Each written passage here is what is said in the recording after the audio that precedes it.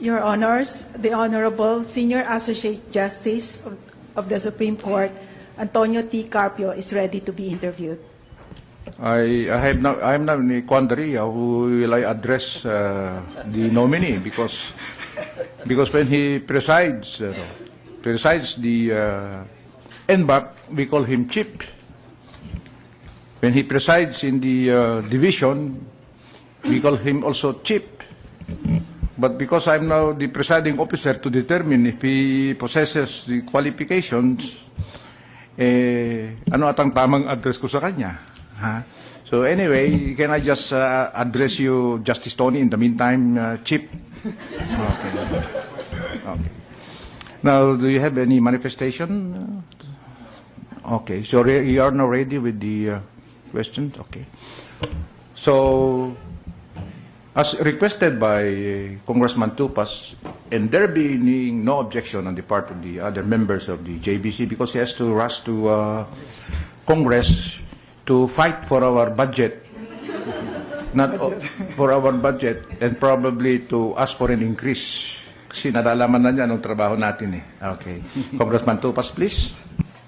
Thank you very much, Mr. Chairman, Justice Peralta. Thank you very much, members of the Council. Magandang umaga po, Chief. Good morning, Your Honor. Ang unang katanungan ko lang, Chief, no, yung siguro of all the incumbent members of the judiciary or the Supreme Court, siguro ikaw yung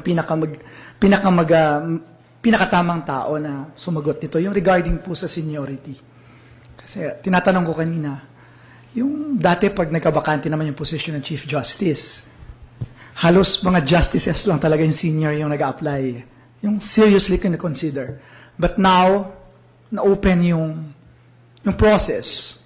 At mas marami pang nag-apply na outsiders. And when we impeached the former Chief Justice of the Supreme Court, of course we impeached the person. That was our thinking. But more than that, we're thinking also of reforming the judiciary and the Supreme Court in particular. Yun yung nasa isip po namin nung ginagawa namin po yun sa Kongreso. At ngayon may naririnig ako na sabi nila, may sektor po na sabi, mas maganda siguro ang outsider. Kasi paano mo ma-reforma yung sistema na mas matagal pa sa atin eh, di ba? Itong sistema dito, ang dito na tayo, parang kultura na ito. Yung mga problema natin. Paano ma-reforma sa sa mga taong andun na sa matagal na panahon rin? So, you can answer this, Chief, siguro yung mga small questions na to, you can answer it, siguro isang sagot lang very briefly, na maapektuhan ba yung moral? Assuming hindi insider yung mapili. Just assuming yung mapili yung outsider, maapektuhan ba talaga yung moral sa loob, honestly? Anong effect nito sa Supreme Court, sa judiciary? At ano ba yung ano ba tingin mo dito sa seniority na issue pagdating sa Supreme Court? Assuming na pinili yung senior o isa sa anim, makaka-institute ba talaga ng needed reforms ito? Considering na ang problema matagal na ito eh. At okay lang ba? Kaya ba ito ng insider na isolve yung problem? Siguro very briefly lang, Chief, those questions. Thank you.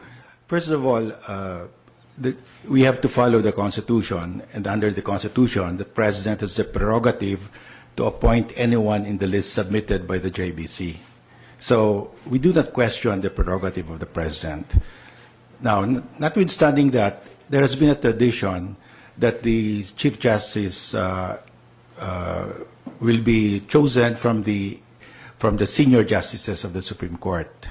At least, I think there was... Tradition po. That's a tradition. Yes, that is a tradition. There was only one instance when the Chief Justice was appointed from the outside, and that was during the Japanese occupation.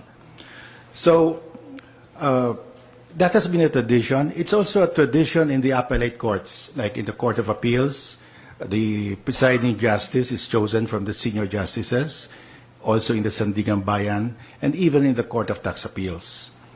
So, that tradition encourage the incumbents in the appellate courts, including the Supreme Court, to look forward to the day that they will be senior and will have a chance to become Chief Justice. Now, will it demoralize them? I will not deny that it will be bad for their morale. But I will also say that the President has that prerogative. The Constitution gives him that right. It is like, for example, in the Armed Forces of the Philippines, the President is authorized to appoint as Chief of Staff of the Armed Forces anybody from the rank of Colonel up. But can you just imagine if a Colonel is appointed Chief of Staff, although the President has that prerogative, tradition, wisdom, and everything else would dictate that he must appoint somebody senior among the General Staff. So there are pros and cons here. Now, you're talking about, is it necessary to appoint an outsider to reform the judiciary? Well, in my view, I don't think it is necessary because you have impeached the Chief Justice and his person. You have not impeached the rest of the court.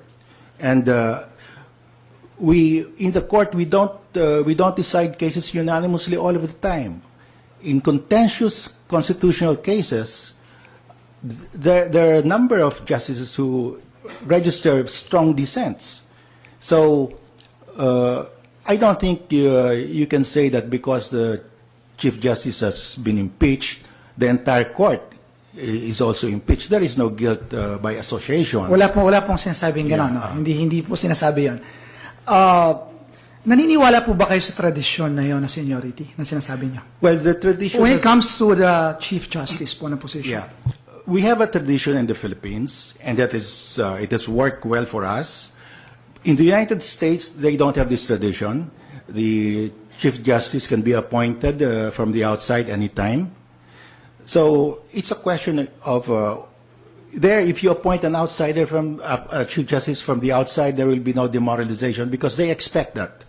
Here, people expect that you appoint from the inside. And I think that is the situation here. But again,